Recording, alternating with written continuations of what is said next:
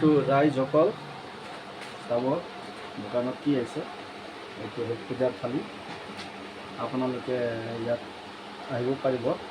এইটো হ'ল ধূপদানি, চাব দেই। এইটো হ'ল আৰু এক প্ৰকাৰৰ দিয়া, আৰু এইটো হ'ল এক প্ৰকাৰৰ দিয়া, আৰু এইটো হ'ব ধূপদানি, ধূপ দিব পাৰিব। এইটো হ'ল আকৌ এক প্ৰকাৰৰ ধূপদানি, আৰু এইটো চাব কিমান ধুনীয়া, ইমান ডিজাইন মৰম লগা দেই। তাৰপিছত হ'ল এইটো হ'ল আৰু এক প্ৰকাৰৰ দিয়া, আপোনালোকে মোৰ দোকানত পাই যাব। এইটো চাওক, জল অৰ্পণ কৰিবলৈ ঘটি কাটেও। তাৰপিছত আৰু সৰুও পাব, ডাঙৰো পাব, আৰু এনেকুৱাও ঘটি পাব। এইটো চাওক কিমান ধুনীয়া আছে, ইমান মজা। আৰু আপোনালোকে ভগৱান পূজা কৰিলে কিমান ধুনীয়া বাজিছে, শুনিছেনে? সৰু আছে, ডাঙৰ আছে।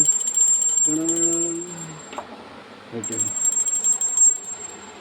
আৰু চাব কিমান মজা মজা আহিছে পূজাৰ থালি। থেংক ইউ, ধন্যবাদ।